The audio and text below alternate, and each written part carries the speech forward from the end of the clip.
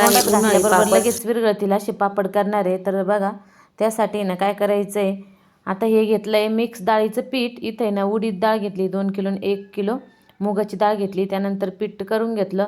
रामबंधू मसाला वापरला। याचं आहे ना पूर्ण डिटेल्स तुम्ही ना त्रिकोणी आयकॉनवरती क्लिक करा आणि तिथे जाऊन व्हिडिओ पूर्ण पहा सविस्तर, म्हणजे तुमच्या लक्षात येईल आणि तुमचे पापड एकदम आहे ना ठिसूर होतील, तोंडात टाकल्यावर लगेच विरघळतील।